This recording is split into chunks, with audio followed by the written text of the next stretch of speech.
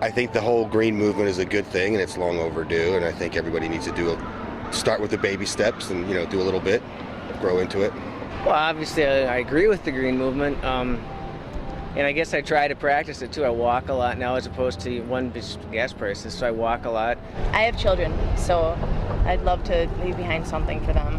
I mean, I don't want to leave behind a bunch of trash for them to take care of. I think something that should be looked at is having a 4-day work week, because not only will the emissions not be put into the air, but it'll also save a lot of money.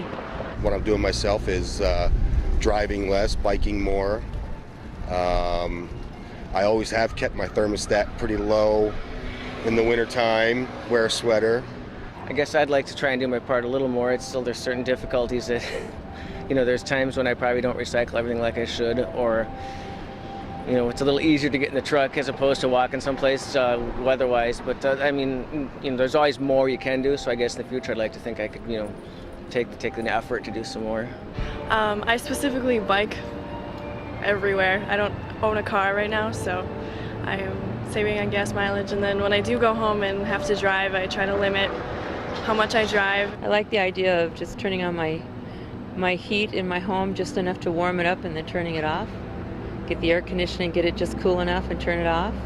Certainly removing your imprint on the environment is a good thing, but I would say to a young person now, as far as career-wise, that's where I'd be looking right now, doing something in environmental sciences or leads design, environmental engineering. That's, I think, where the future jobs are in this country, the best jobs. I guess the first thing I do is get out and walk. You rediscover so much stuff. It's just, the things you take for granted, like the sound of the traffic, and to hear people talking, or birds, and the wind.